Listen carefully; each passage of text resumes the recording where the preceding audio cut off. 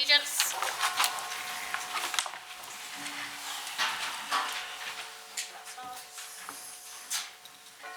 I pledge allegiance To the flag of the United States of America, and to the republic for which it stands, one nation, under God, indivisible, with liberty and justice for all. All right. So roll call. I have Steve Merkel. Here. Steve Hoyt. Here. Tim Johnson. Here. Jim Patella. Here. Mark Clement. Here. And Samantha Hayes here. So Ashley McCurry has resigned. And she sent in a letter to resign. Yeah. Okay, so Are we gonna post that, opening in the paper? I think that's up for the select board for their, Yeah, I think they can assign somebody, but it has to go on the warrant for the vote now too, Yeah. right? yep, I For, think that's right. what is it, The election coming up, 19th, May 19th. Right. Yeah, but they can either appoint somebody they to can. fill. Yep. And they are aware of her resignation.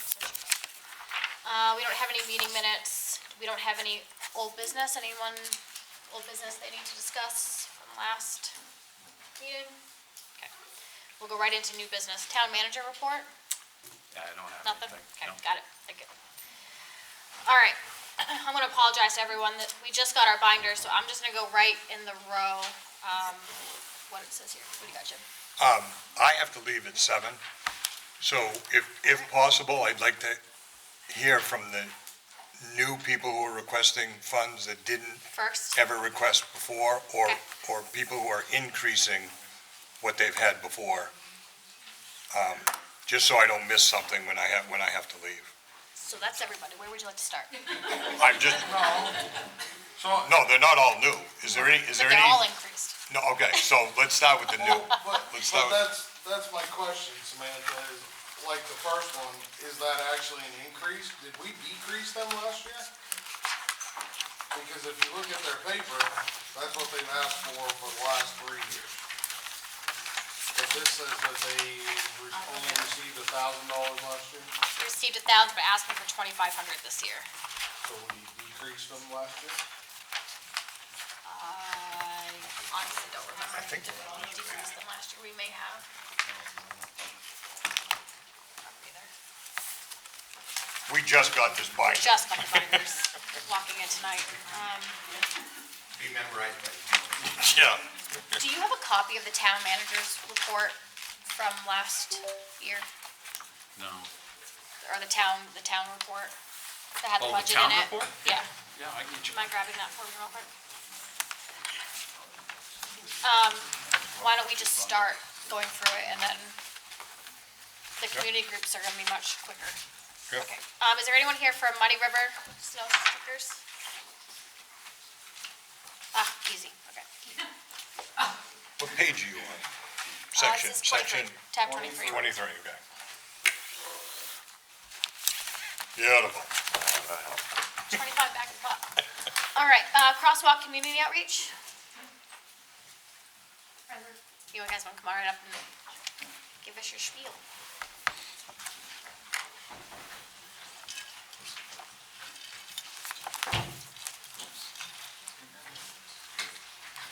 Sorry, I'm multitasking, but I swear I'm listening. Hi, how's it going? Good, how are you? Don't be nervous. Doing well. This is, we are asking for more funding, we being Crosswalk Community Outreach, for the primary purpose that we are expanding services, and we're currently leasing with the new building on 11 October Road. And this is gonna give us the opportunity to expand hours for our self-choice food pantry. And that's only one. I think a lot of people know about the food pantry services and things like that. It's been around for a long time. But one thing I don't think many people realize is that there's also a service where we provide emergency food boxes to people. Those are delivered to people's front doors, in addition to community health worker services. And then in the past, Crosswalk has also been able to respond in times of emergency, providing a space for people to come get food, emotional support, connection with other people. And that was just using the Grange Hall.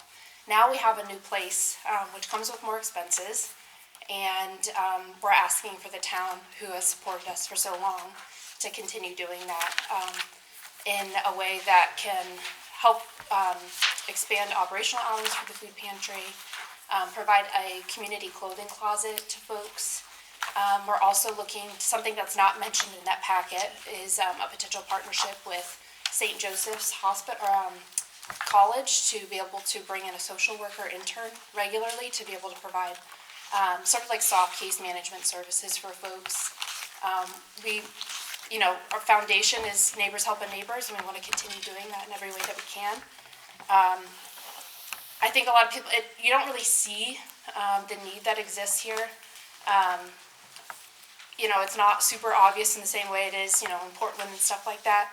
But just to give some context to like what this organization does for people. Just last week, there was a response for food for 2 homeless individuals, 2 calls to help support, for someone to help find hospice care, 1 person seeking resources for a hospital bed to receive care, 1 adult with 2 toddlers seeking emergency housing, 1 adult seeking financial resources for funeral expenses, 1 woman in a hotel displaced without stable housing, 1 adult seeking assistance for emergency heating, 2 adults and 4 kids seeking assistance and resources to repair their water heater, 3 adults total looking for emergency food, another adult looking for notary services, and another seeking financial resources for burial expenses.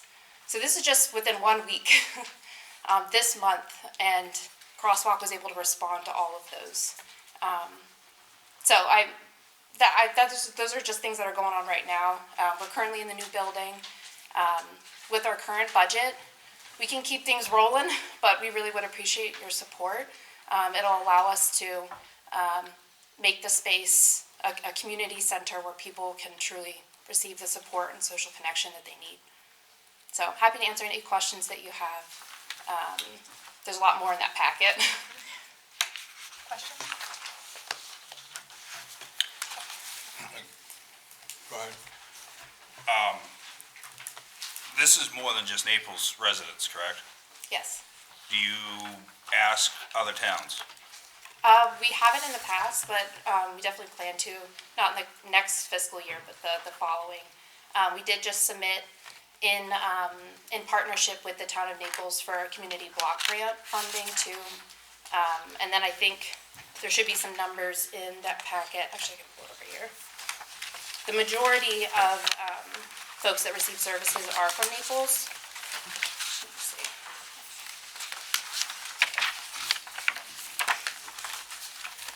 Yeah, 55% of all program participants are Naples residents.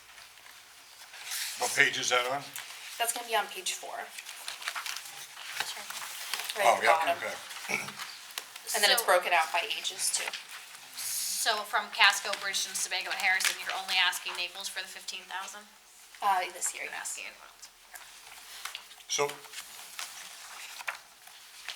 going along, Steve, because I wrote this down.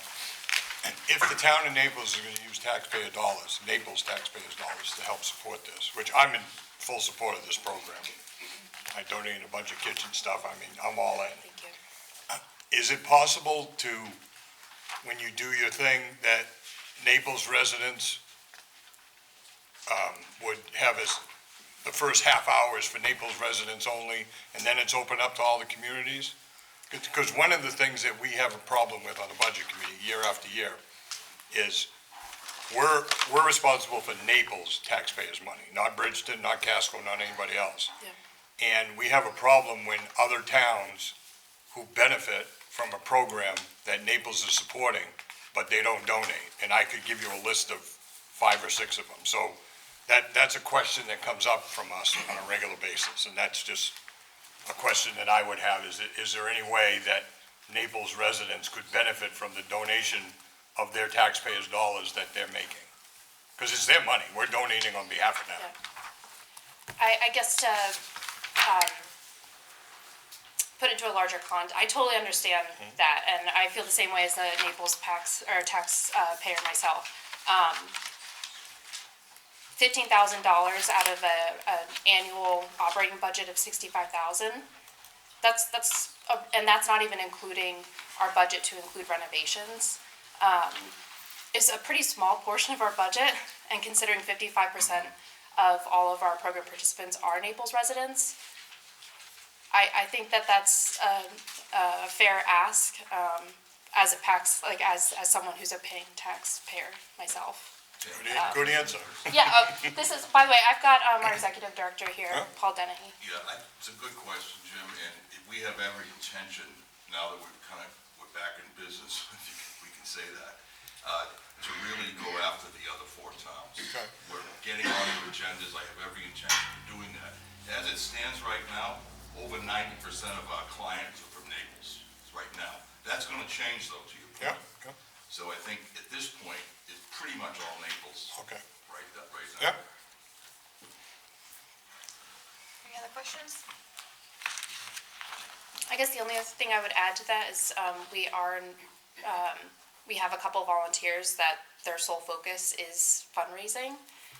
So we want to make sure that it's not just, we're not dependent on the town. It's truly neighbors helping neighbors endeavor, and that we're people who have the means to help out that are local. Like we want it to be something that's shared by everyone and built by everyone, not just that we're relying on taxpayers.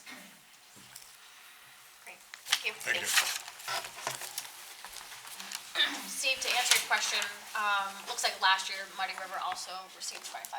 That's what I thought. Yeah. Yeah, and I just validated all the other numbers are correct, that was the only one that was. Yeah, no, that's great, I just was. American Thank Legion Post? No, I think they're the same as last year. They were. Naples Historical Society? Naples Historical Society? Yep. Come on up.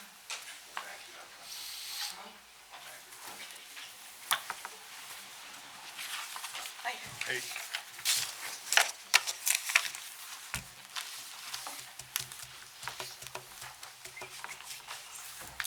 Do you have any questions about our budget that we presented? Oh, I just got the binders. Oh, well, it's less than what we asked for last year, so beautiful. I'm just here to answer any questions you may have. Yep, all right, so remind me, is this where we brought this down last year, right? Because we had less hours? Yep, it is. Okay. And we talked about fundraising, right, last year? And has that increased at all? Well, we did some. And it's going to fund our scholarship that we just started for the high school. So we'll completely fund that for a couple of years, and we're planning another one this year with a raffle, so we Okay, just didn't think it would be good to do it every single year because people kind of get tired of it, it's saturated. okay, and remind me again what the hours of operation are? It's just during the week, correct? Or is that- For the museum, yeah, it's during the week, there's no weekends involved. The director is there 3 days a week from 9 to 4. And I'm there covering any of the other hours. So I do info and I do the Historical Society one there. Right, but the information center is separate, their budget is separate, right? Totally, yes, yeah. Okay. It's a part of the town budget. This is just historical. So if I understand this, the request is 5150, Yep, 150, and last year it was 4500, 46. 4600? yeah. They 50, requested more. yeah. Last year was 7,000. Right, but you got 4600. Yeah, they got 46. Yeah. Right, okay. Yeah. Yep. Any other questions? Okay, thank you very much. Yeah, you're welcome. Naples Public Library.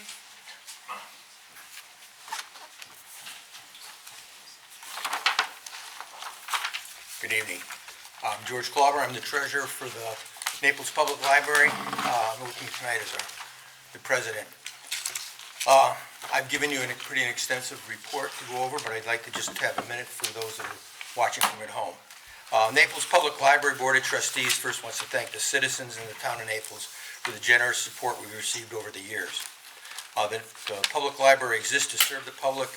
Without the steadfast support from the town, we would find it impossible to offer many of the varied programs and services that we are able to currently provide. Besides the typical library services, the Naples Public Library continues to serve as an integral part of the community, and that the town currently does not have a designated community center or senior center.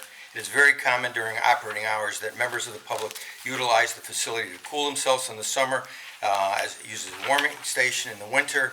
They use the public bathrooms, and of course, we've got public parking that we allow anybody to use during the year at the library. We also have an open Wi-Fi, which is utilized as residents as well as visitors who utilize the porch or sometimes from their vehicles throughout the year. I would say there are a number of small businesses in the town of Naples that utilize the library for a number of reasons. And one of them is fax machines, copying machines, free Wi-Fi, and often a room for meetings.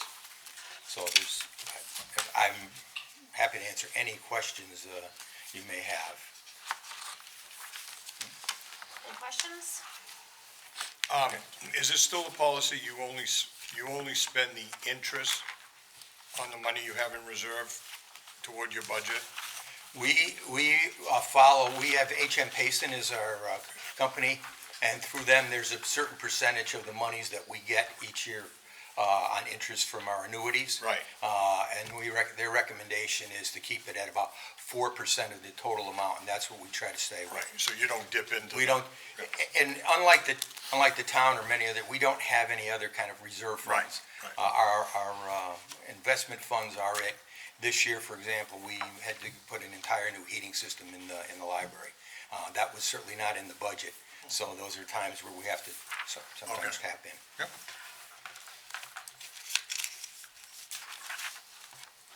Any other questions? So this number is increasing. Yes. Pretty rapidly Yes. this year. We just had a meeting before coming in here, and we're in a little predicament ourselves for the town. We're, 55.7% of the of your costs here are for people.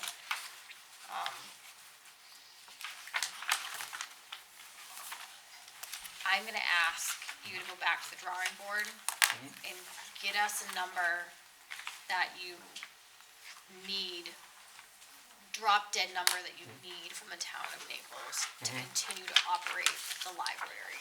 Well, let me just say, we'll continue to operate the library. It just may mean that we'd have to reduce staff hours, we think. That's our concern. And reducing the staff hours means that the library hours, the library would be closed less often. We've pared it down. We'd really like to ask for a lot more, but we understand that it's not possible to do that. We've also, and Jim has raised this issue before, at least to me and publicly, about trying to keep it, the numbers we asked to keep at least well under the 50% of the operating budget for the library, which was our goal this year. So. Right, but we're looking at pretty much half. I mean, we're paying for half, and it looks like you're bringing in half. Pretty close to it. You're at 215 as a total. Yeah. And you're, asking Yeah, for we're 105. yeah. Pretty close to half. And that's, We I all would just say, obviously want the library to continue to operate. We all love the library and everyone that's in it. But if you could get us a number that is lower. okay. How would you like, what's the best way to do that? I leave in a couple of days, but I'll get the board Yeah, together. if you could just, even if it's just like a proposal that looks kind of like this, it's like figure 25, 26, if you can like leave one side that is the numbers that are here, and then the other side that's just like a, Okay. if we absolutely had to, side, and Okay. if you can just email it over to Randy can get them out Okay. to us. Okay. That would be great. Okay, any other questions? Any questions? Okay, Nope, thank you. thank you. I would ask Randy how much we learned from 5 to 6 is public. I don't think anybody.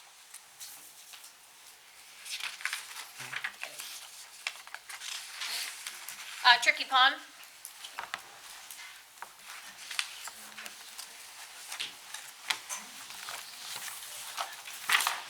Hello.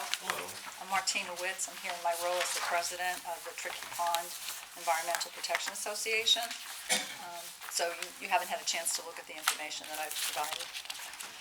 So the TPEPA is a registered 501c3 nonprofit organization.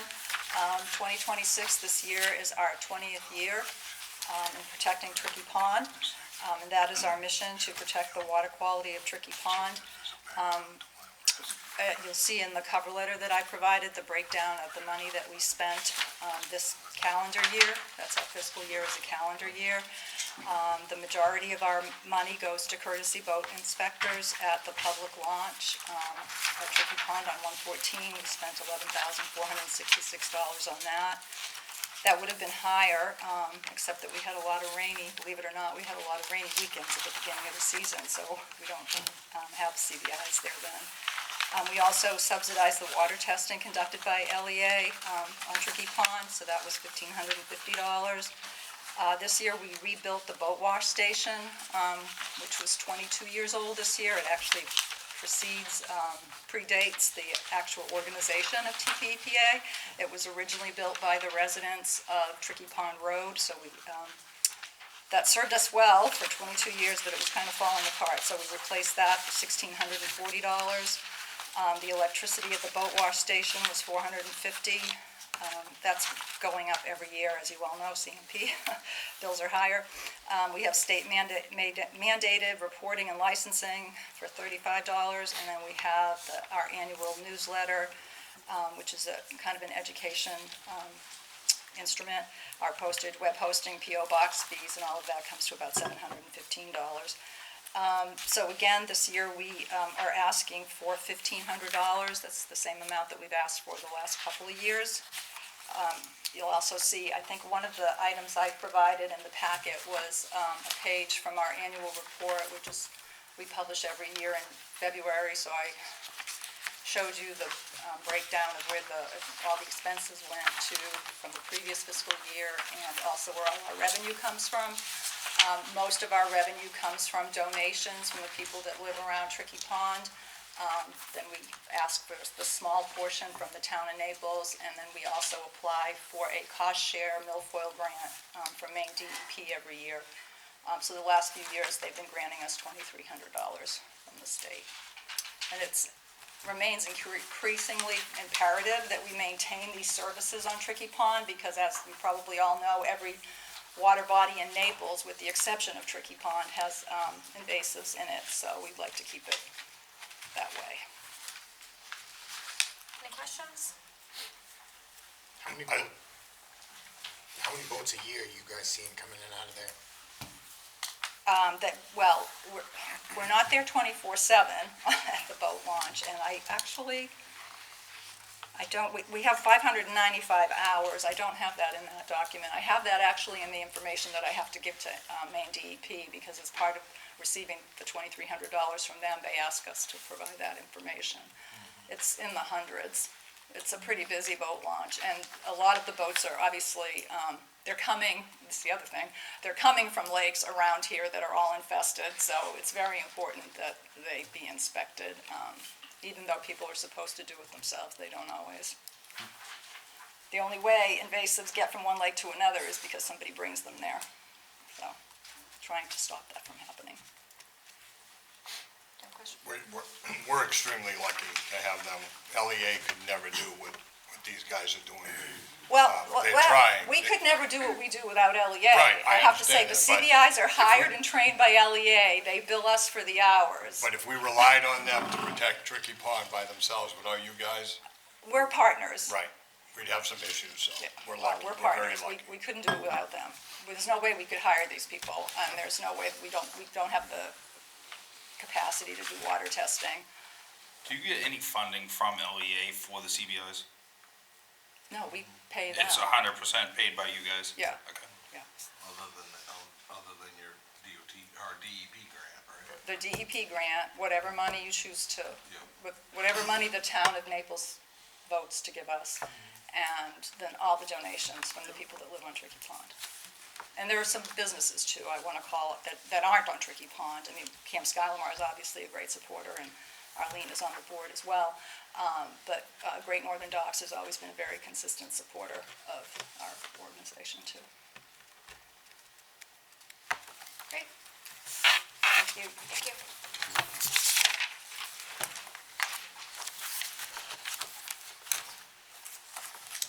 Community Resource Council? Thanks.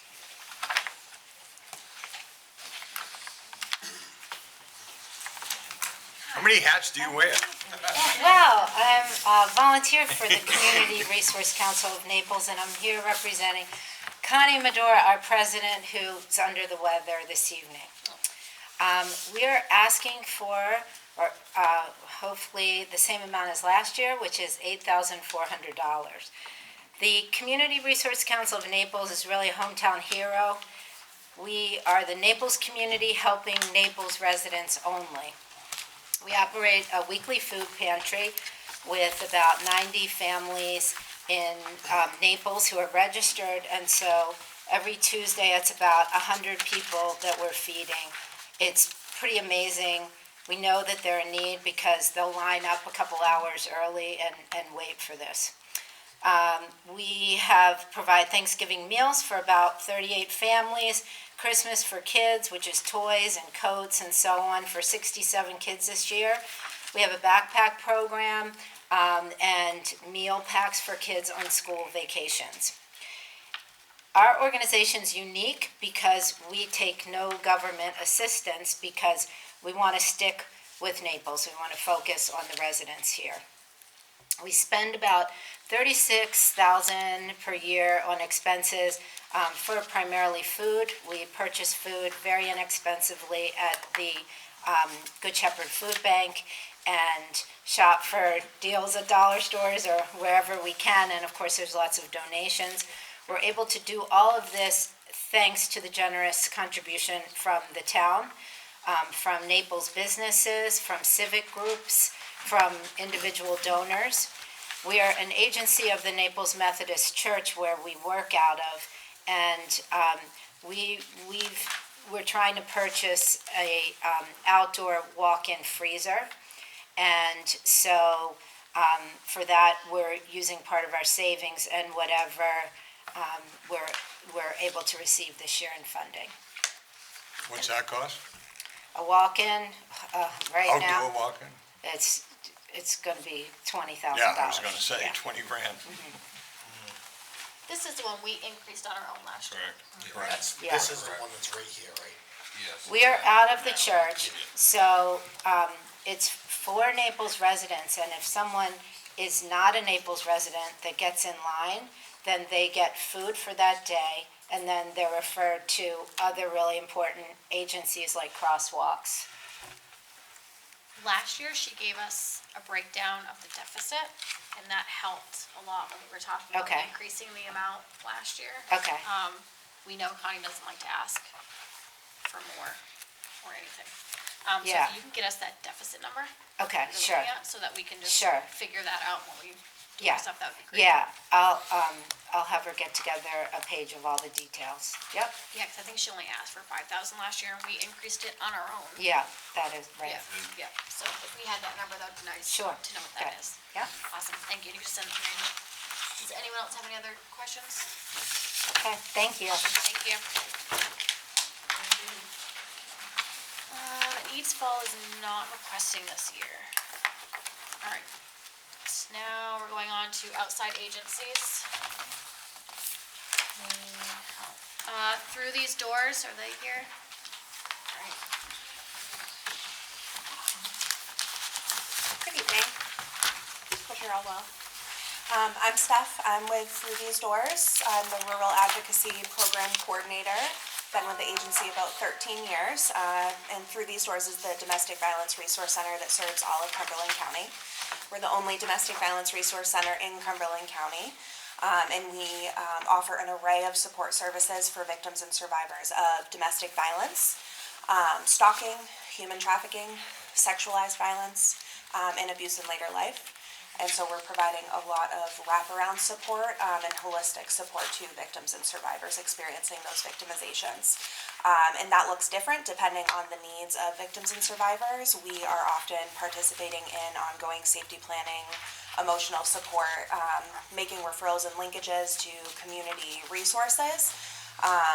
And we're also doing work in the systems as well. So we're doing court-based work.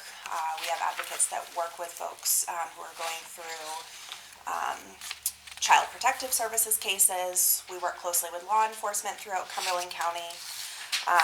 We offer a 24-hour helpline for anyone who has questions about domestic violence or is needing support in the moment. You can always reach an advocate 24 hours a day. All of our services are both free and confidential. And we are requesting, I believe, the same amount that we have from the town since, I believe, 2023. So it's $300. And in fiscal year 2025, we supported 35 individuals who reside in the town of Naples. And I think what's important to know about that number is that it's 35 individuals, but they're unduplicated. And so it could be 35 individuals, but we could have assisted them on multiple occasions with different needs or in different capacities. So they could have accessed our services at different times in different ways. A little more information about what our work has looked like in Cumberland County in fiscal year 2025.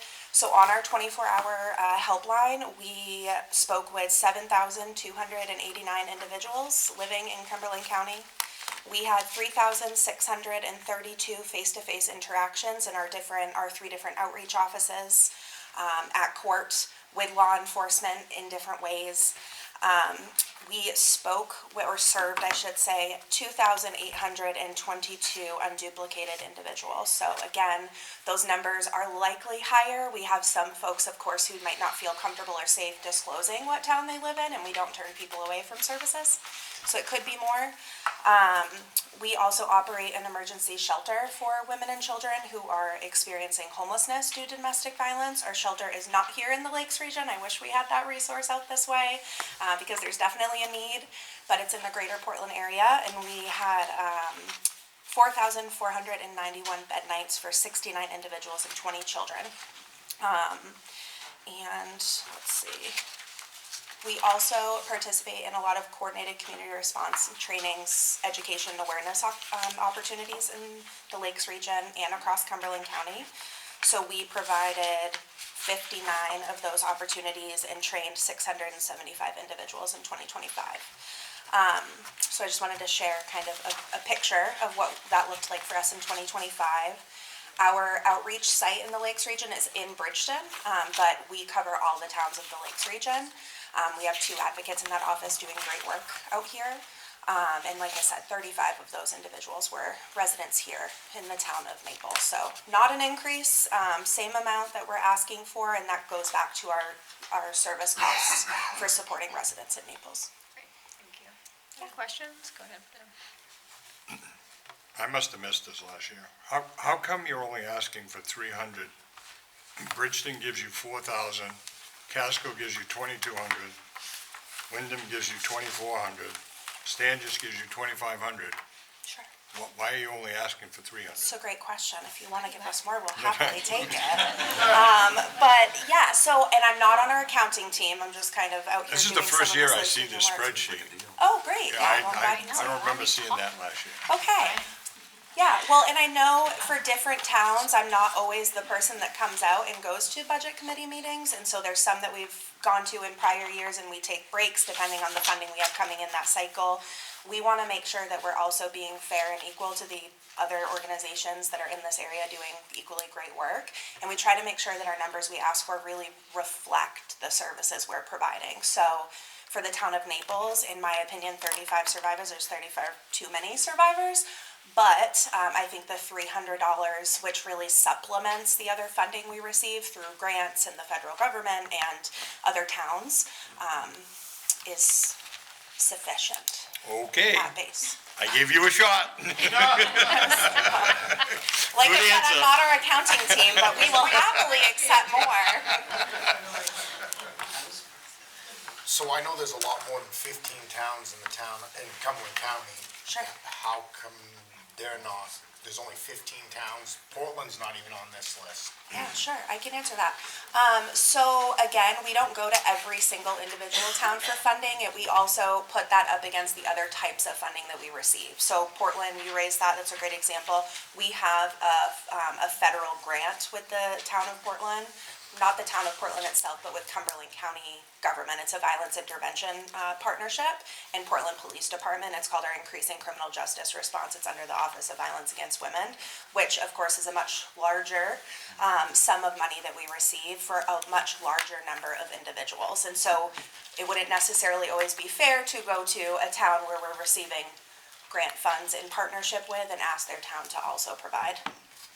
If that's making sense. Again, not accounting, I'm probably butchering that, but Makes sense. yeah. Any other questions? Thank you so much. Thank you very much. Greater Bridgeton Chamber? Formerly Lakes Region Chamber. I was asked to bring 10 copies. I don't know if you have the updated file that is everything.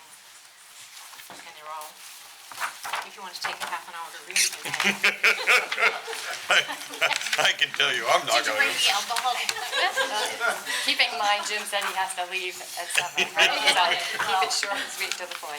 We'll cover the best that we can. So, good afternoon. My name is Lori Allen. I am currently the president of the Greater Bridgeton Chamber of Commerce. Wanted to give a little bit of background. We were founded in 1937. The chamber exists to serve the community as a trusted resource for residents and visitors. While the organization operated for many years under a traditional model, it has recently completed a full organizational recovery and modernization to meet current expectations for accessibility, efficiency, and accountability. In 2024, the chamber faced insolvency after more than $200,000 in losses from prior management were uncovered. These losses had been concealed and accumulated during 2023 and 2024. The organization was operated entirely by volunteers for the following 18 months, and still we do have a volunteer-based board, while a comprehensive financial, operational, and governance overhaul was completed. The chamber has since recovered and is now fully stabilized and professionally managed. Today, the chamber is focused on serving the community with maximum efficiency and reinvesting resources into tools and services that support our residents, visitors, and local businesses. It now operates as a modern local informational resource and connection hub built specifically for the region. The chamber is rolling out state-of-the-art tools for local businesses and entrepreneurs that remove the barriers created by expensive national advertising platforms.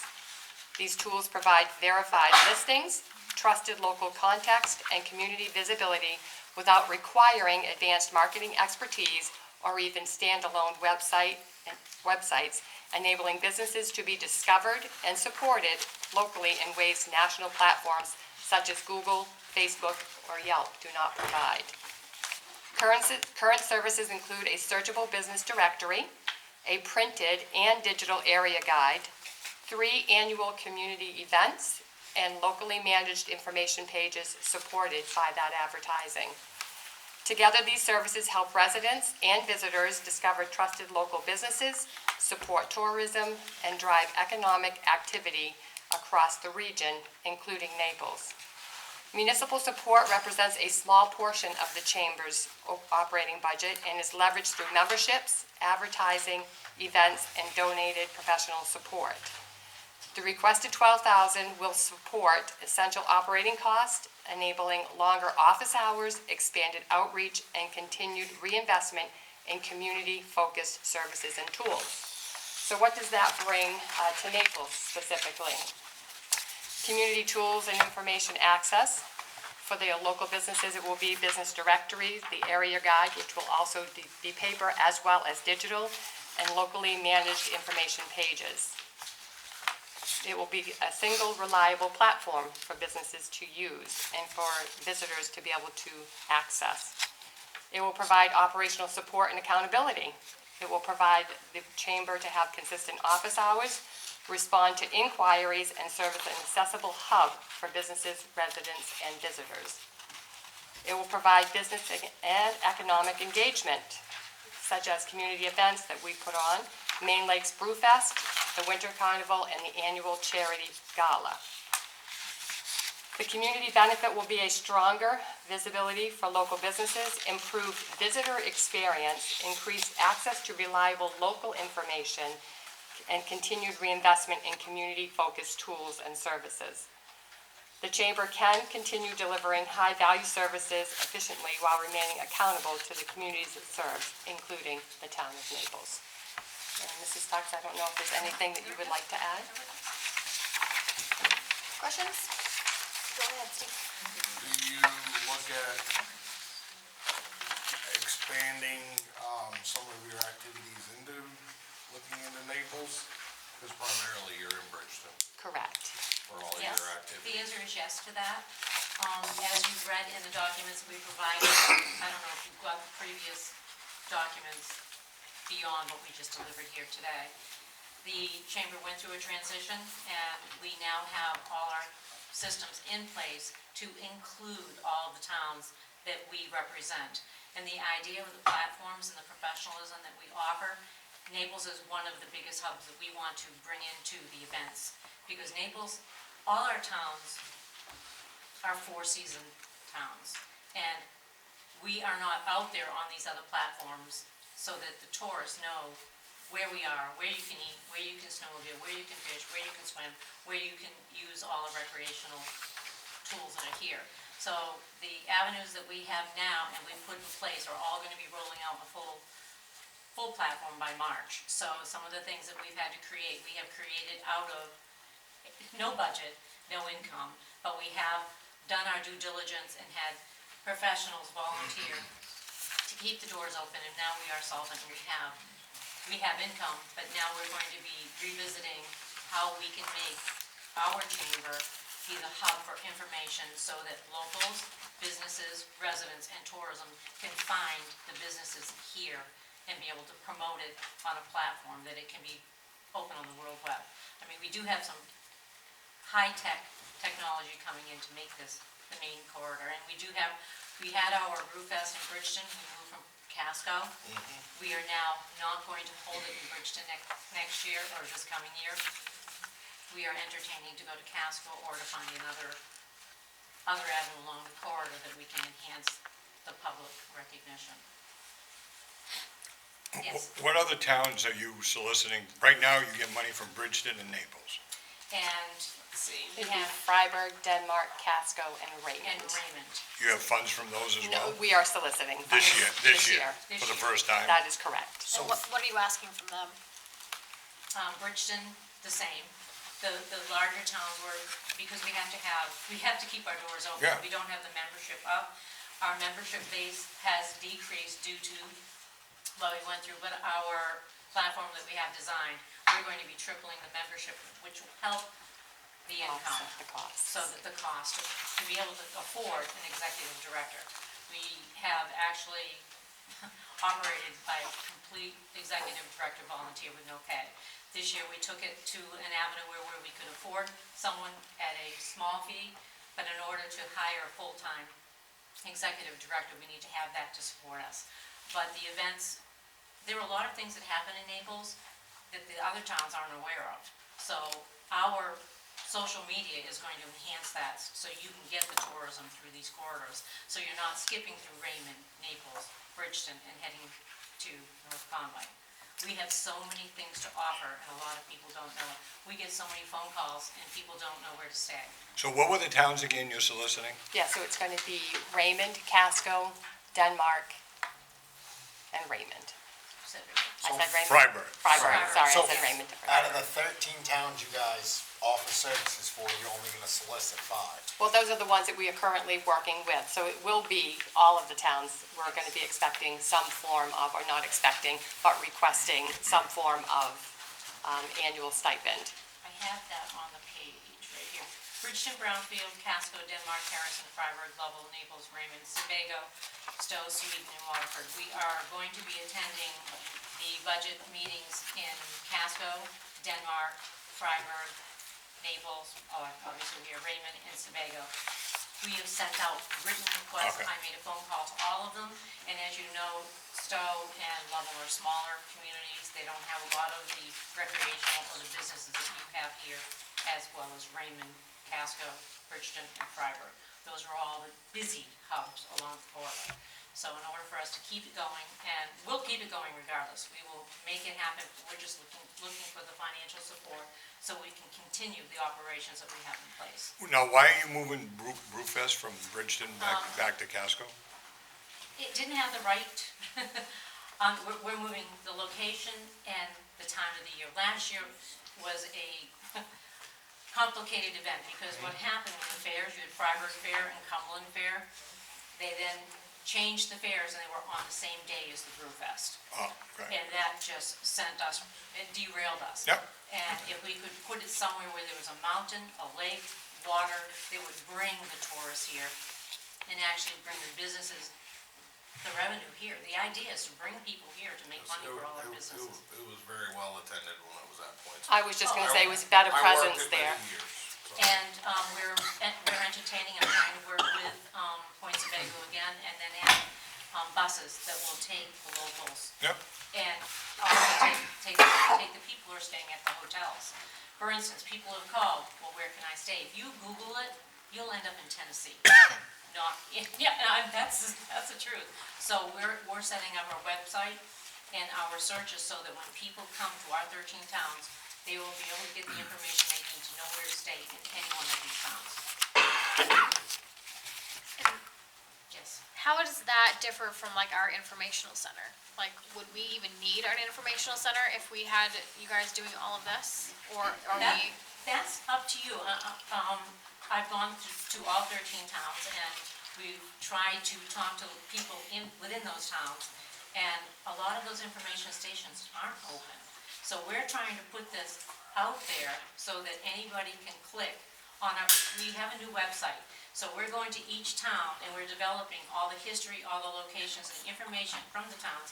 And we've noticed all the towns, their websites are not up to speed so that people can, so it can be searchable friendly. And that's what we're putting in. We're putting the histories and everything, all the populations, everything you need to know about each town. So like if we had an event that we were planning here, we could send it to you and you would put it up on the website? Correct. Absolutely. Everything's going to be live on there. I mean, and we're going to be doing more ribbon cuttings as we get more membership. I mean, it's been a hard 5 years since COVID. I will put that out there. A lot of places suffered. And I went to the State of Maine Chamber Conference in Portland, and their numbers for the economic growth statewide of Maine since 21 is 0. So we're trying to take our chamber to the high-tech next platform so that we can be the hub and the example for the other chambers statewide. Someone has to start somewhere. And we have the tools and the resources right now to make that happen, and right now it's all volunteer-based. We're just looking for some support and to help us have visibility and have a place that people can get information, whatever they need for these towns. And there's nothing out there that's local. My last question is, are you entertaining changing the name of the organization, since right now it says Bridgeton, and yet you're gonna try to reach out again to 12 different communities? That isn't, I can't comment on that right now, but that is something we have discussed. Okay. I mean, because it is the 13 towns, and Right. since we were brought in, Laurie's new, we have a whole new administration.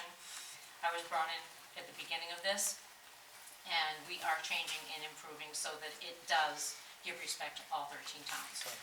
Yes, that's on the table. Any other questions? Great, thank you so much. Thank you. We have 10 more minutes. I did. All right, I'm gonna skip around so we can get you out of here, if we have to get you out of here. I'm checking to see if I have a little bit more time. Okay, while you do that. No, my wife was operated on yesterday, so.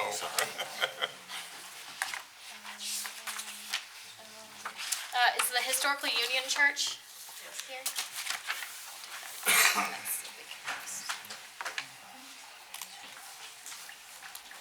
Some photos that did not make it into the packet.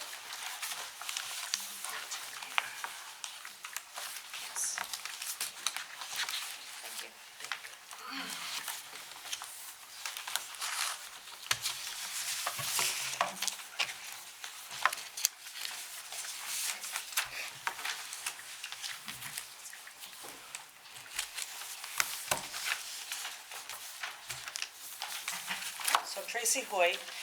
The first thing you might notice is the change of name. It previously was called the Naples Union Church, but it hasn't been a church in over 70 years. And there have not been any church services in that building. It's located right next to the library. And so the three, sometimes four people that volunteer on our board have decided just to call it the Naples Union Community Center, because really that's all it is. I'm sure you saw it at Rocktoberfest, the bands that played outside. We had a ukulele function. We had another musical function there this year, but the increase in the budget request this year is because a couple years ago, when we were looking to paint the church, paint the building, excuse me, muscle memory. When we were looking to paint the building, we reached out for a variety of quotes. We got one, and it was a local contractor. So we decided, let's keep it with the local contractor. And he did not fulfill the contract. He put one coat of paint on the building, and it was a primer coat. Did not do the tower.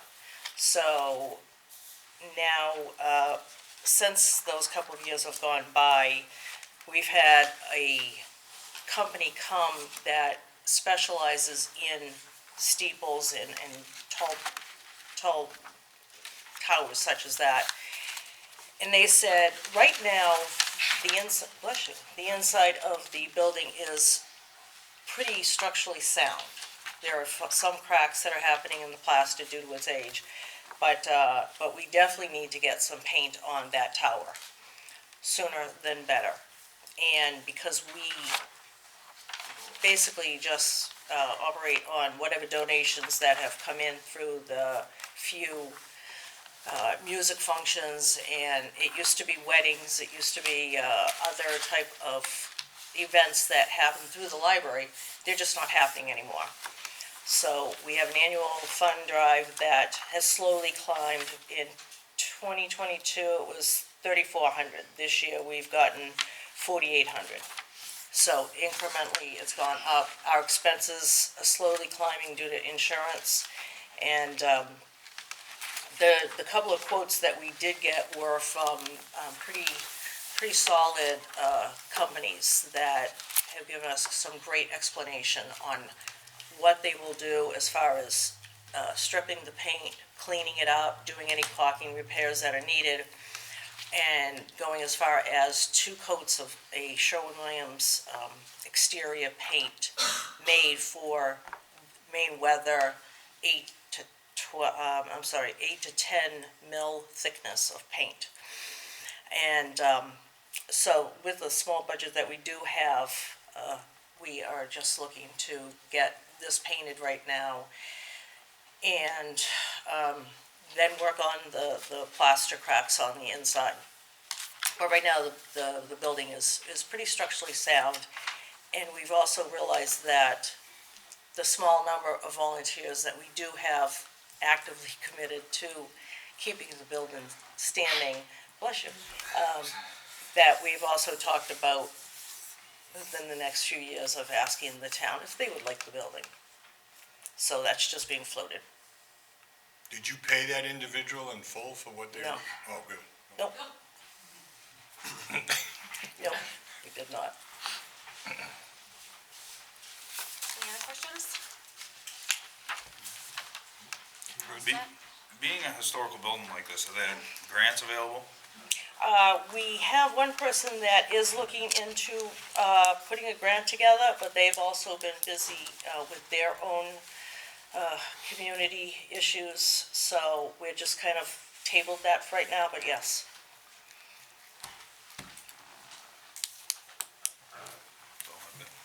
Thank you very much. Thank you. I'm going to run one next. Okay. I'm actually the president. I know, I remembered that, I'm gonna refrain from the vote. Which one? He's the president of that group. I remembered that. Spago Cove Preservation Association here. This is a new one. So as you mentioned, we are new, so I'm Fiona Burns, I'm the secretary of the Sebago Cove Preservation Association. We are a newly formed 501c3. As you obviously all know, and you've heard from the people from Tricky Pond, milfoil is obviously a big issue in this area. Sebago Cove, Muddy River, whatever you want to call it, obviously that's an area that's had some strong infestation. So over the past year, the 5 HOAs that share the cove came together to form a volunteer committee.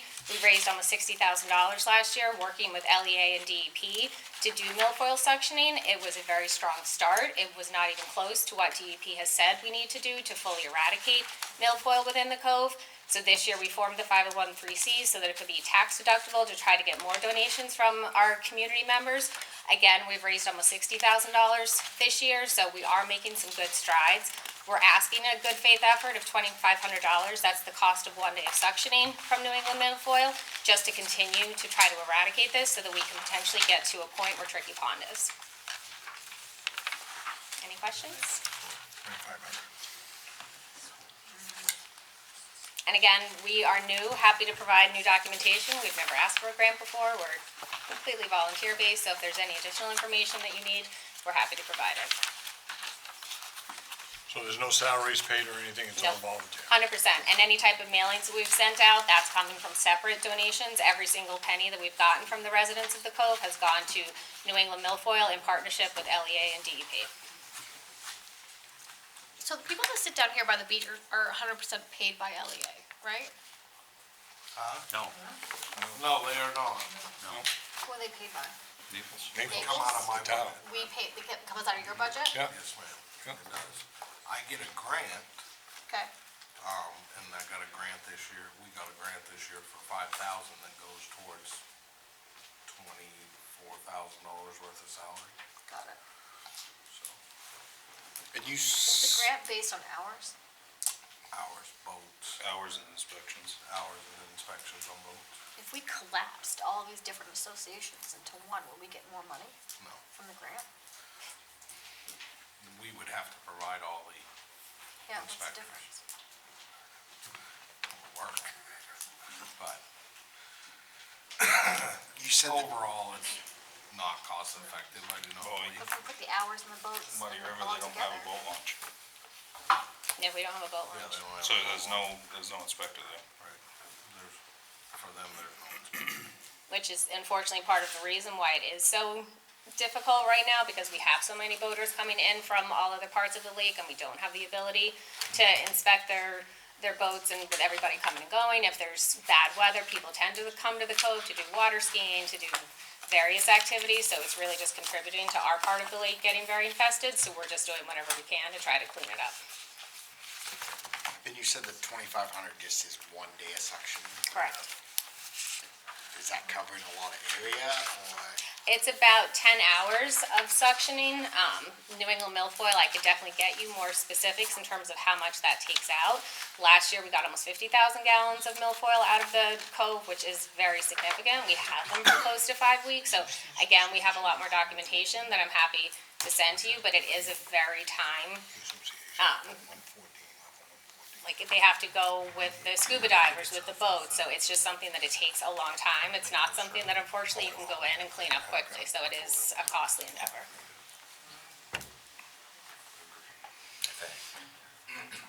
Questions? Any other questions? Great, thank you. Thank you. Bridgeton Community Center?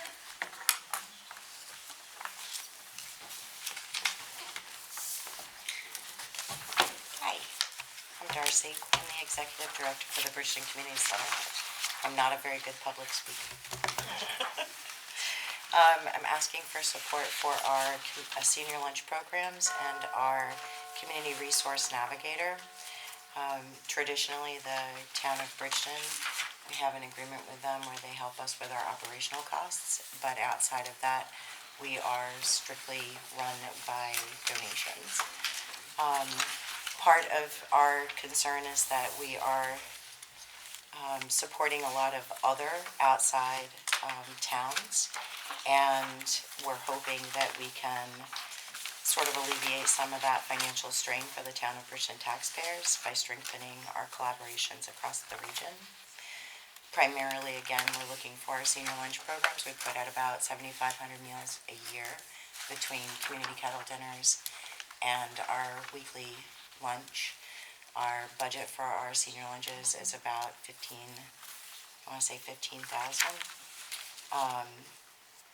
And it's a $3 donation.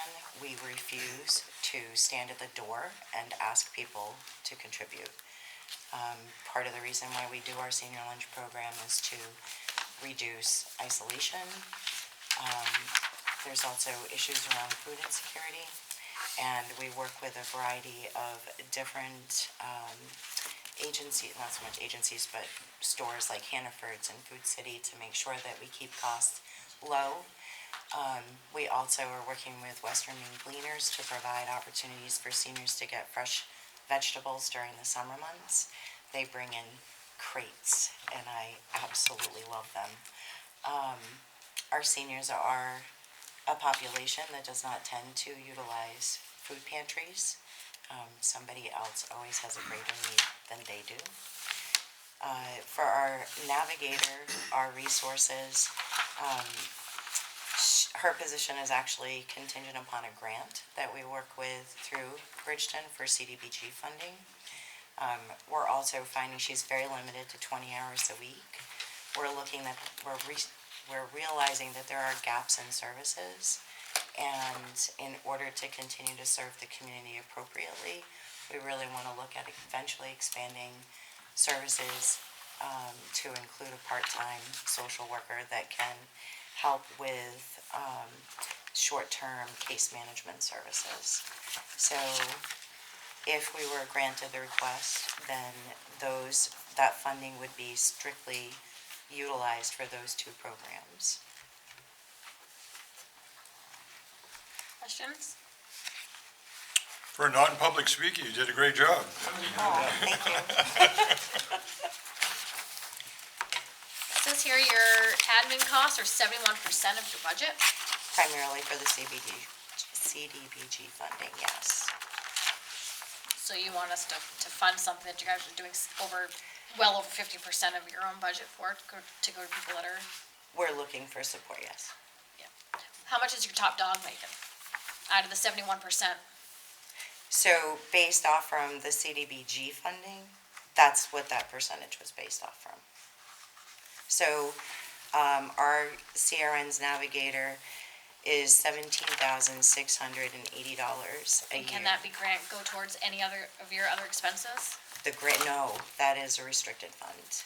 That is specifically for her pay for 20 hours a week. They went out and got a grant for the. Just for her pay? Just for hers. That's the only way that we have her position is through a grant fund. So if you take that out, what are your admin percent costs, roughly? We don't charge for administrative fees through the CDBG funding at all. That's absorbed through the community center. But like if you took out that money, so if like this 71 number didn't exist, how much of the money that you are taking in that is not by grant, that is being paid out for wages for people that are working? It'd be below 50%. It would be below 50%, yeah.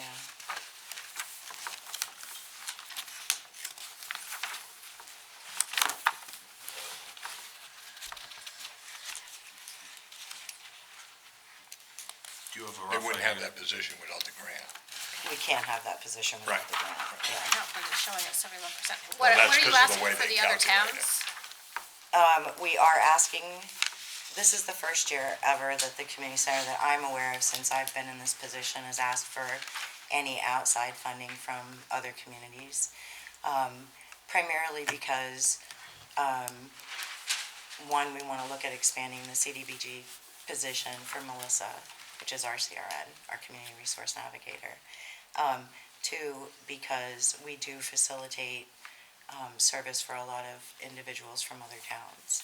And I work with the folks that are coming into the community center, and I really want to look at reducing the overall cost for Bridgeton residents because they do carry the large majority of the tax burden to help support the community center. Oh, you've got 11 towns here, I do. and you're asking for Naples and Bridgeton? That's it? You're not asking anyone else? No. I've already submitted requests. I wanna go anywhere else, please. I'm submitting requests to each of these towns that are listed. Yeah. Harrison is one that is not listed. Harrison is also another town that we support with greater numbers. So we're asking each town based on the amount of individuals that we can physically track that participate in these services. So before I got there, we didn't have a tracking method to Yep. maintain to see where are we spending the most of our time. And it's becoming more apparent that we do serve a lot of folks outside of the Bridgeton community. Okay, so, but you are gonna be asking all the other communities? Oh, for- yeah, we've already, Okay. I've submitted applications all over, yes. How did the town of Naples residents know that you're offering this free meal? How do they find out about it? We advertise all over the place. You do, okay. We do, Yeah. yeah. And I'm a Naples resident, so So I'm they're always aware, babbling so they're about aware it. of it. So, Any other questions? Thank you so much. thank you. Pleasant Mountain Ski Club, I'll stay here. it's you too? Come on, Catherine, come on out. Hello, Jocelyn Shane. Oh, mercy, So Pleasant Mountain Ski Club, we're a nonprofit, volunteer-run organization that provides affordable skiing and snowboarding for the children in the school district. We are asking for $2,500. This year we served 227 students, and Naples students are about 31.5% of our program. So we based our operating cost of $8,200 by that and asking for the $2,500. The reason for this is there are a lot of children that can't afford the program. We have done fundraising and we offer scholarships. This year, we actually gave a little over 20 scholarships to students so that they could actually be part of the program. So, some of the areas that we do reach out to for funding is Western Maine Youth Athletic Support Association. Jim Means and his group has been incredibly supportive of the program over the last few years. They've contributed close to $3,500 each year to help with scholarship funding. Part of the goal for the Pleasant Mountain Ski Club is to make this resource free or as low cost as possible to participants. Our kids are stuck behind technology the majority of the time, and we want to make sure that they have successes in other areas. We also have had, actually this year, we had a 10-year-old? yes. 10-year-old fundraise himself for, I want to say $500 to be able to help his peers be able to. I'm so impressed by that. This kid is like, I want him to come hang out with me. But we also have folks that will donate individually too. It's sort of a pay it forward situation. So we're always trying to make sure that with the kids that are part of this group have the ability to ski. Didn't the school used to pay for this back in the past? It's always been a fee-based, Yeah. and we've always, we have I'm sorry, I'm having a. Registration fee. Thank you, registration fee. But we always try, and those things cover the cost of like our insurances, transportation. We give them snacks while they're up there. We have, there's one other cost, but I can't remember what it It's is. insurance. This is the same Monday ski program. Yes. It's always Yeah, been. so school gets out. Yeah. This year it was early release, not Yeah. late start, like Yeah. it's a little different this year. Huh? I thought it did too. Yeah, I mean, Yeah, no, it's, Even when I was in school, we had to pay. Yeah, we've always worked with the Mount though to try and reduce the overall cost. oh, it's a So great program. and we've been in existence for, oh my God, I'm Decades. old. I started there, So, so, yeah. Out of the 7,900 you're asking for, like, how many kids would that help? That was the clarification, you're asking for how much? 2,500. 2,500. We have written down 7,900. Oh, yeah, no, no. Oh, gosh, no, that would be amazing though, so if you ever feel generous, that would be fabulous. 2,500. 65 Naples So out of the That's right. 2,500, 65 out of, So we've served 63 Naples residents, or Yeah, 65. 63 children. my yeah. daughter's one of them. Yeah, That's cool. it's a great program. It is. My So, children have all. Organized chaos. What's it costing because honestly. Our operating costs are 8,200 a year for the busing, for the insurance, for, What's it costing each kid? Because honestly, I don't even so know. it's a $50 registration fee, and then 6 weeks to have the pass is $101, 102. And then if they need rentals, that's an additional $105. And it varies per child because some can come with their own So basically skis. $250 a kid. Yeah, Right, unless they have their own ski equipment. yeah. Which eliminates a lot of kids. It does Yes. eliminate a lot of kids, absolutely. And it's all run by volunteers Yes. too, so it's, with the yellow coats. yeah, and we never, They have so, a band on their arm. Yeah, used to have all the yellow coats we, back. we did way back in the Yeah. day. Now we When have I was bands. young, I'm not older It's now. true, now we have bands that we use to keep track of everybody, but, yeah, we're very, very lucky under those So your circumstances. main attachment letter does say 7,900, but you're not It's asking. 25. 2,500. Asking for 2,500. Okay. Yes. Did you grab that change? Okay. Unless you wanna give us that, then we take it gleefully, Are you skipping going out the to door. all the other Yes. towns? We are. We are. Are you getting any deal from Pleasant Mountain? Are they making any cuts for you guys? We get a reduced cost, but it's not a significantly reduced cost, which fries me sometimes, quite frankly, because this is the next generation of their supporters. Right. So I felt like if they gave a little more, especially for our volunteers, these folks are taking time off from work. They are, coming up, it's crazy the amount of effort that goes into coordinating all of these things. And we used to have benefits, being volunteers. You could ski, you had so many passes, blah, blah, blah, and we don't have those things anymore. So it's unfortunate. So so I was up there last Monday. So every one of those instructors is 100% volunteer. They're all volunteers, yes. There had to be 10 of them up there. There's Oh, way yeah, more than way 10. more. I was gonna say that. There's way more than 10. And is it consistent? Yeah. Yes. Yes. They're in the same group. They sit at the same table every week, whether they're a beginner, a never, intermediate, and they're paired up with the advanced. right, Yeah, with we the right just- instructor, and you keep with the same group for the whole 6 weeks. So if a child can't afford it, they can apply for a scholarship through Yes. you guys? Yes. Okay. And this, I don't know we did serve over 20 kids this year, and I I don't. wanna say more than that, but we, 20, unfortunately, our person that has our numbers, you have more information right now than we do. That's But we do. Unfortunately, we got it at the time, at the start of the meeting, so I know. we're on the fly. I know. So with the season's passes, or the passes for the kids, is it just for? It's just during there? that time frame. Yeah, during that 6 time frame. Mondays, and if a child gets sick Yeah. or something like that, They they can can make it up on another Monday. Yeah, Yeah. It's a great little program. it It is. is, it is. I watched it. My hats are off to with some Yeah. of it. It's a lot to today. We do. We have some remarkable people who have done this for many, many years. And I can attest to being one of those originals, probably. We all were, I think, at some point, so, What did it used to be? Monday Night Madness? Wasn't it like $10 a night to yeah, stay there? yeah. They got bought out. Yeah, okay. that's what I Yeah. thought. We're gone by then. We're gone by then. We try to be gone by then. We We're home that by one. Awesome, thank you All very right, much. thank you. Perfect, thank you.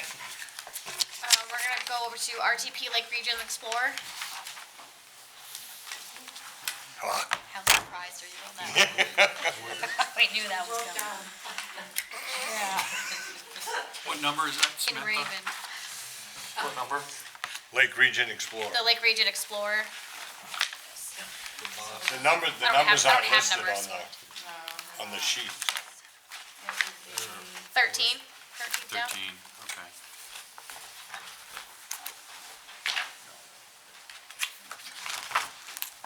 I would suggest we get in touch with them because last year, they promised us that if we fully funded them, they would only go to the towns that funded them. No, they're still going to towns that don't pay $1. Oh, RTP, okay. I've followed that bus before. Not on purpose, I just happen to be following it. Yeah. We I all go to know. Portland every day and I follow that bus. Road rage? 38, 38. I only tried to drive it off the road. People up in its house. I know, right? Well, some of them do, some of them do. This is the social services.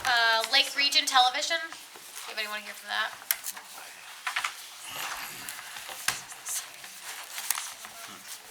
If we don't fund them, they're gonna shut off the cameras. So be careful. I'm not making any votes today, we're just asking questions. Well, good evening, everyone. I want to say this is also my first television debut since I'm usually behind the camera. But I am Tyler Davis. I'm the new station manager of Lake Region TV. We're proposing the same funding levels last year of $37,000 to allow LRTV to continue serving the Naples community. As the new station manager, I focus on deepening our collaboration with the town of Naples and its residents. While our core mission remains recording and broadcasting municipal meetings to keep the public informed, we are also working to create new ways of keeping the community stay connected.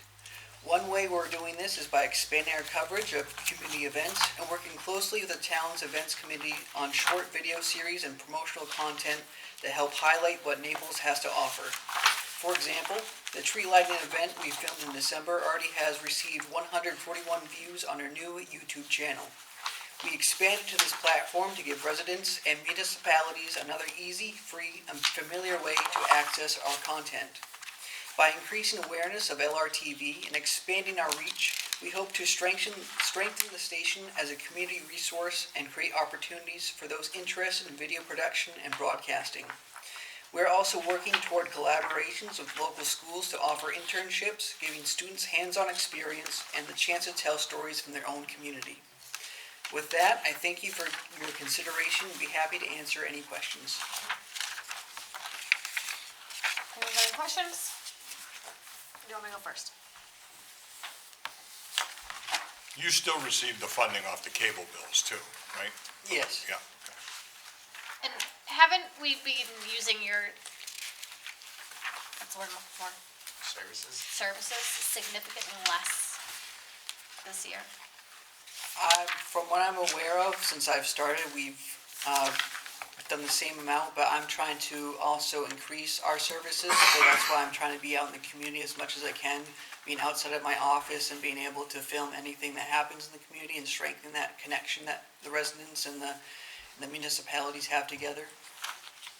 Yeah, but correct me if I'm wrong, but I think we use this service mostly for our meetings, our, budget and planning and, The 3 elected boards. Yeah. Budget, planning, and select board yeah. are televised. And so, but, ORC is. They are, okay. but haven't we been running into issues where the program, LRTV hasn't been available and then they haven't been taped?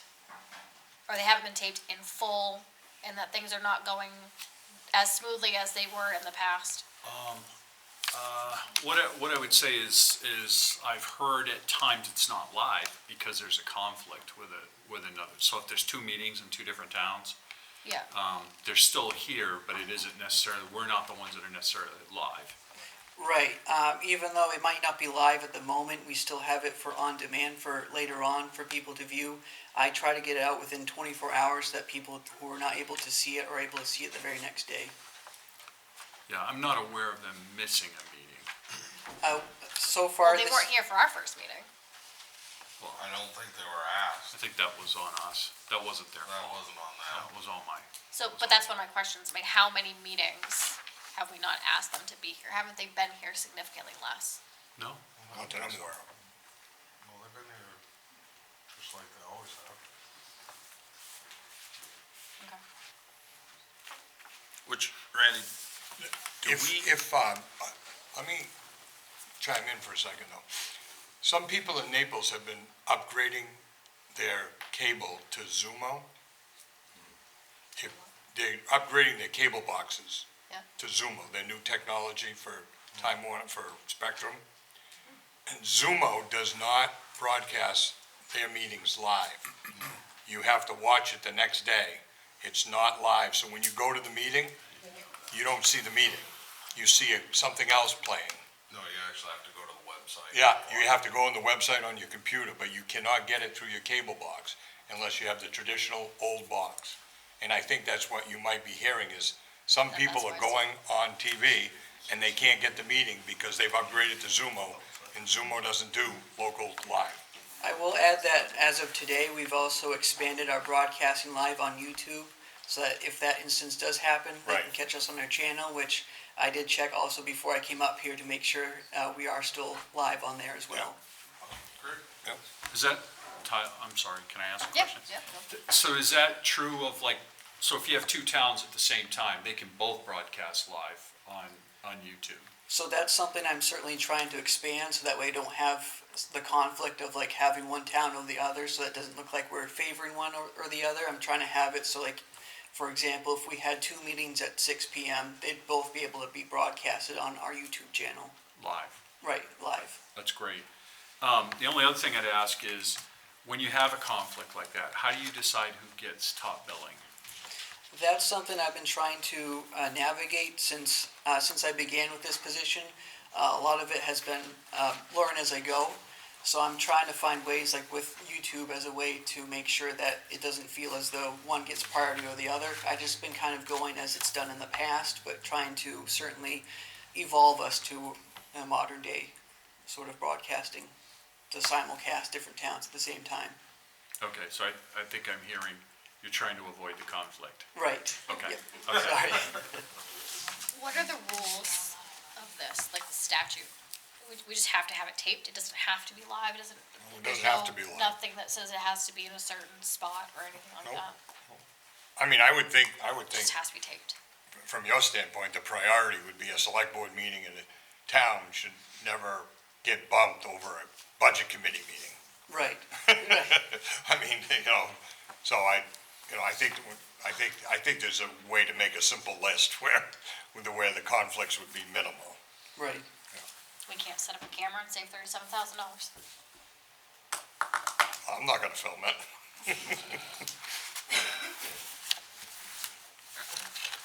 All right, any other questions? Thank you. Thank you.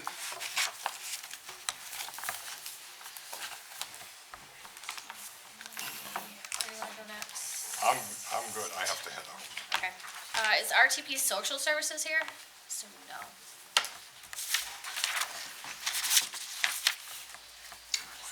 Casco Naples Senior Meals?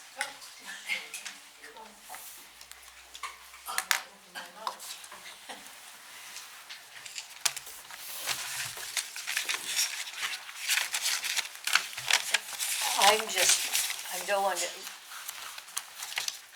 have a whole spiel about what we do, because everybody knows we just have a meal once a week. We all know your great stuff. We all know your great stuff. Yeah, okay. I'm asking for an increase of $306 from Naples this year, because our total budget last year was, for the year was 82, and we only, let's see, we had, last year what did we have? I have that, it's one figure down here. So that's why we're asking for the 4,500 from you and 3,500 from Casco.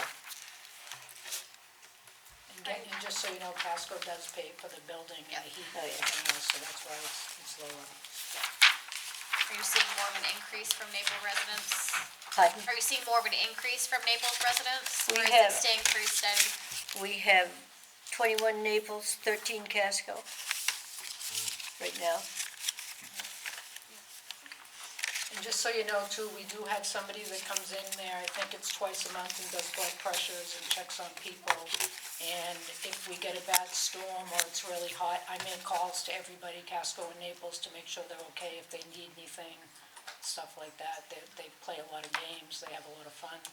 It's kind of And- comical most of the time, but. And we have a new guy that's come, brings his guitar, and we have a sing-along now. And they love that. Can I just come and sit? Sure, you can come sing anytime. And one of our Naples residents, Jerry Keneally, is celebrating her 100th birthday. So we're having a big bash for the That's awesome. newspapers coming, and I got a sweatshirt that says, "I'm 100, how about you," on the back, and so they just have a blast, it's a really good thing. That is so great. Any good questions? That's a surprise, so don't anybody tell her. Yeah, all right. If you know her. All right. It's can't be at least 24 hours old, so you're all set. Did you cut the tape? She knows. They did what they said, so, Thank you so much. okay. All set, thank you.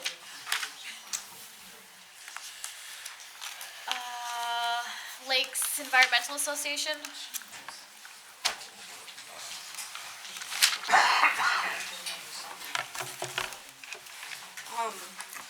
Morgan Cross, and I'm representing LEA.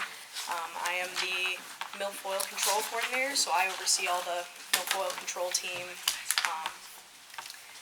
For many years, LEA has requested and received $1,500 for lake monitoring support, $5,000 for invasive milfoil control in Brandy Pond and the Songo River, $2,000 for milfoil control work in Sebago Cove, and $1,500 for milfoil control in Long Lake.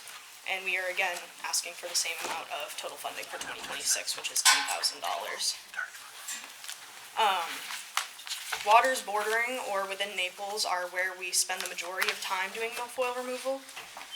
We work in 4 water bodies in Naples, which are Long Lake, Brandy Pond, Sebago Cove, and the Songo River. In Long Lake, we continue our work in Mass Cove, which is where the initial milfoil infestation was in 2017, and it is showing great improvement thanks to our work. We also frequently survey the shoreline and causeway area to make sure no new growth is popping up in those areas. In Brandy Pond, we survey the entire shoreline, and we spend time working in the Songo Beach Association and near the Causeway Bridge. In Sebago Cove, our crews are working to keep the main channels clear and doing removal work around the large mooring fields. LEA has been working with the new Sebago Cove Preservation Association, and they have been contracting with New England Milfoil to remove milfoil in addition to what LEA is already removing. Removing milfoil is labor-intensive and costly. Last year alone, our milfoil control program as a whole cost $273,000, and most of this money is used to pay local college and high school students to dive for milfoil. The trainings required for this are also very costly, scuba certification, DEP training, CPR and first aid, and also the insurance we carry for doing this type of work is expensive as well, as you can imagine. We hired 17 divers in 2025, which allowed us to have 3 crews, and in 2026 we're going to hire around 19 to 20, which will allow us to have an additional crew. And this is because milfoil is growing at a faster rate in the state of Maine, and it's growing later in the season into October due to the rainy summer in 2023 introducing nutrients, and the very warm summers of 2024 and 2025. It's created the perfect environment for milfoil growth. And in 2026, we'll continue our work in all of these locations, and with an additional crew, we're hoping to knock this infestation back even further. To speak to the lake monitoring efforts, we do water monitoring on 6 ponds in or bordering Naples, which are Tricky Pond, Brandy Pond, Long Lake, Sebago Cove, Cold Rain Pond, and Peabody Pond. And our water monitoring team measures lake clarity, temperature, dissolved oxygen, total phosphorus, and chlorophyll concentrations, which is essential to assess long-term lake health. And I'm happy to answer any questions that you have. So I don't really understand how all this works, but we just had Martina come up, and their association's giving $11,000 for LEA. And then we just had Sebago come up, Sebago Cove, right? Yep. Who said that you're refusing to go back out, but you're asking for $1,500 for them, for their control, for work in their cove. And we just discussed how we have to pay them out of our budget down here. So where is this $10,000 going? But they're not. LEA's not milfoil. We pay for boat inspectors, we don't pay for any milfoil eradication. So this is just being taken out? Yeah, for removing milfoil. Martina, is any of your stuff being taken out, or is it just for the boat inspector? It's just for the boats, for the things I listed on there, the boat inspector, the boat wash station, electricity, the other. Yeah, okay. but you're saying that they're not, They're the only ones, you have to be licensed to do it too, it's not like anyone can go out and pull it. Yeah, that's not what I was saying, but you're saying LEA that they said they were refusing to come out and do more work. No, LEA came to the Cove last year and worked in partnership. The money that we raised, we hired New England Milfoil in addition to the work that LEA did. That was over and above the $60,000 that we gave to New England Milfoil. Okay, because something in here said that they refused to come back out.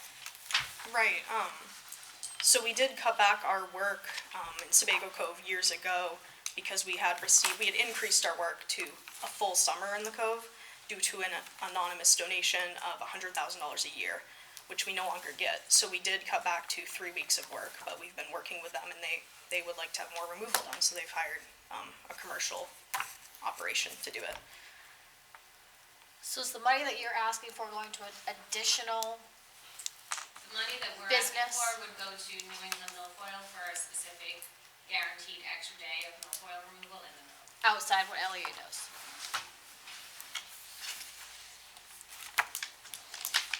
But you're asking for 10,000 to go around and take stuff out, including that cove. Yes, yep, How many days would you spend in Spago's Cove?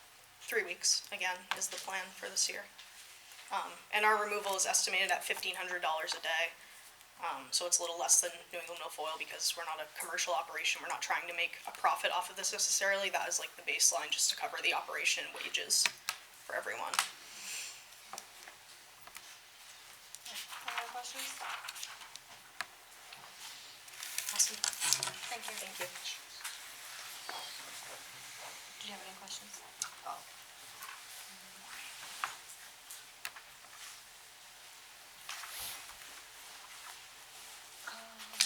Is Life Flight here?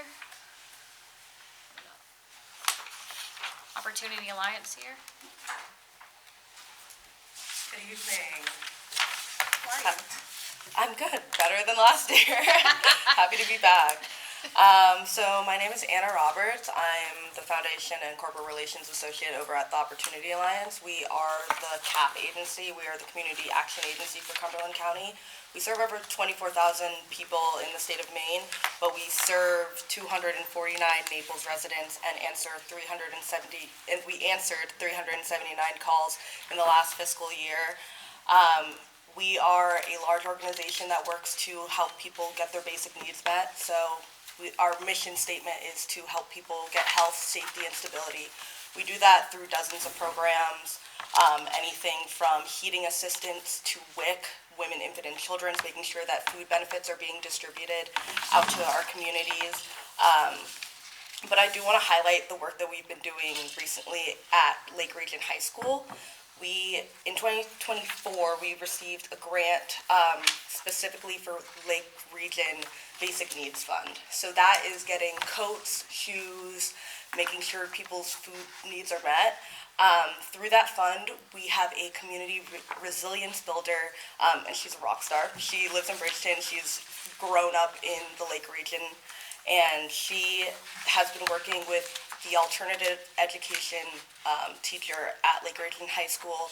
In that classroom of 25 students, the teacher has discussed how the students are coming unfed. They are not getting their needs met. They're not able to learn on an empty stomach.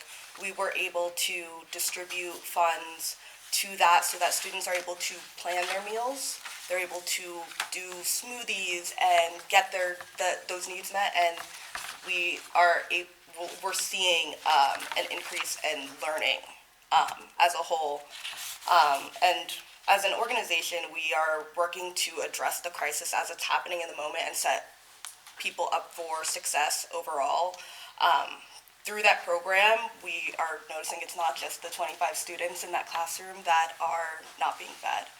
We were able to apply and have discussions with Hannaford to get a food pantry set up in that high school in their administrative, so that any student, no matter who they are, can go and get food. And if they need to bring that back to their family, they bring that back. It's also increasing the outreach for students to advocate for their families as well. So we are seeing an increase in calls to the Maine crisis line, to 211. which is a service, which are the call services that we provide, which anyone can access. You don't have to meet a specific income threshold for that, to make sure that people can get the benefits that they need that they may not know about to begin with. We are the CAP agency. We receive federal funding, state funding. We all do apply for grants, foundations, corporate. I'm doing it all. I'm trying to diversify it as much as possible because we want to help as many people as possible. We're asking for $5,000 to help support our organization, but I'm happy to answer any questions for you guys. Get your CEO to lower down their, I haven't personally. I'm trying to make sure that I just don't decide that, unfortunately. are these numbers based on just Maine? Which ones are you looking at right now? Just your balance sheet? Yeah, we only serve Maine. And we mostly serve Cumberland County. The call services, the Maine Crisis Line and 211, and then Maine Youth Action Network are 3 programs that work statewide, but we're Cumberland County focused.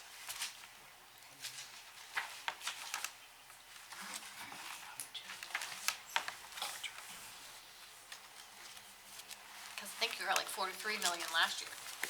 We're less than that this year. But yeah, we have a large budget. We have almost 500 employees that work for our organization, whether that's Head Start teachers or WIC programs or case managers. So we have, people working the call lines. Those are 24/7, so people call in at any time of day. Yeah, you're at 43 million profit last year. What's your profit at the end of 25? You know? I don't know off the top of my head.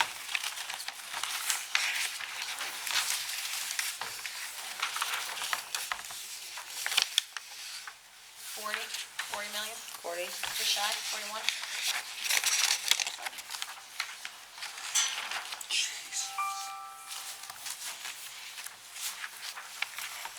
You guys got any more questions? No. Thank you. Thank you.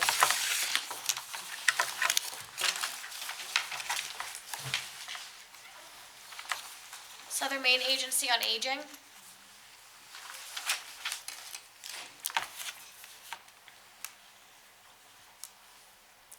Tri-County Mental Health.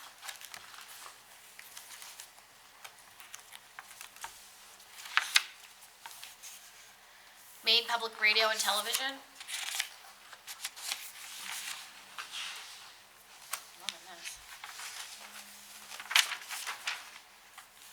Day One Youth Substance.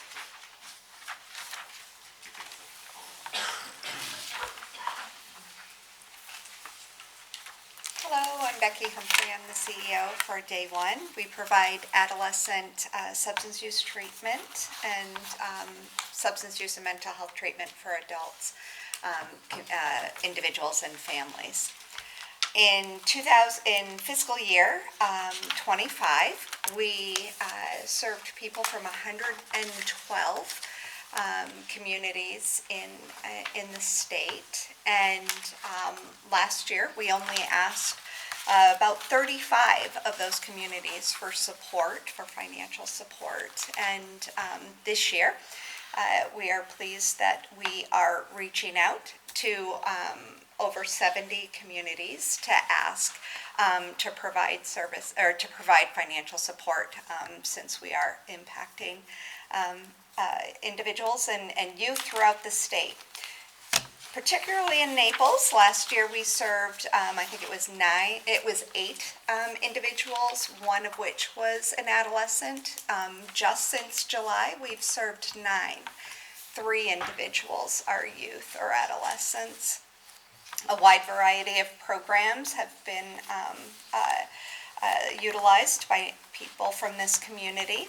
Our medication management, our case management services, outpatient counseling, and our residential treatment.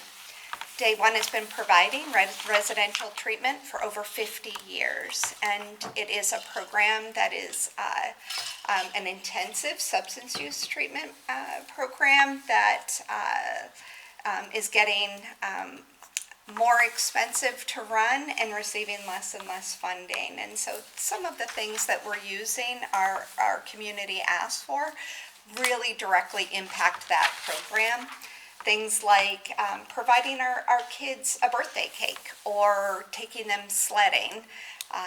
All of the things that aren't reimbursable or covered by a Maine care rate. So community supports are really important to do the little things for the people in care, and that's why we're here.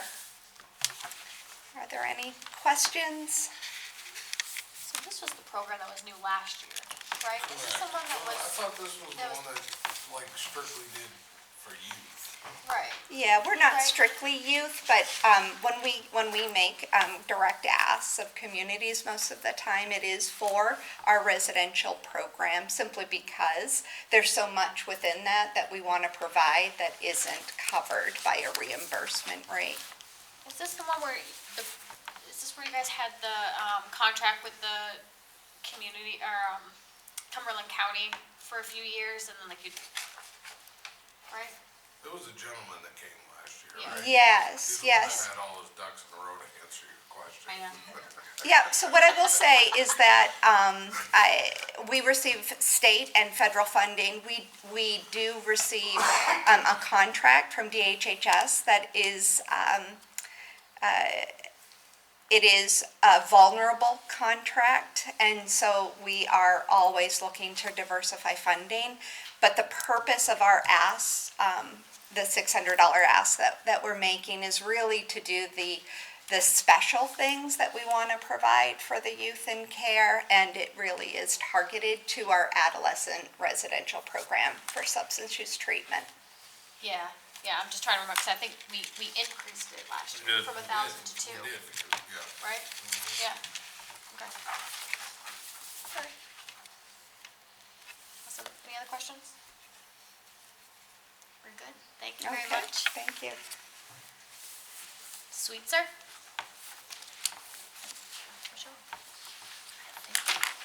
Did I miss anybody? I think that's everybody.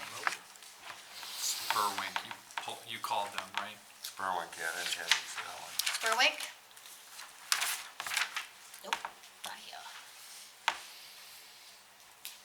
That's everybody. I'm gonna see them on my list. Where is Spurwink?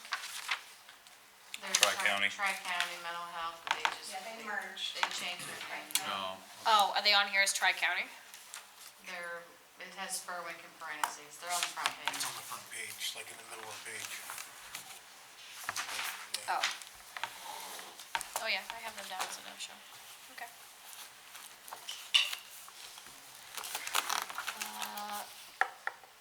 Motion to adjourn. Do you have any other business? I got a question for you. So the Okay, people that didn't show up tonight, do you want us to put a push to try to get them in here, or no? No? Okay, No, I think we're gonna make our decision based on what we have. okay. Right? You guys wanna, them to push to have anyone that didn't show up come in? I think they have the second time to come when we vote on stuff. Yep, If we got questions then, we'll ask them. If not, sounds good to it me. is what it is. Okay. Motion to adjourn? Second. Or can I have a motion to adjourn? I need a motion. I'll make a motion. I'll second it. All in favor? Aye.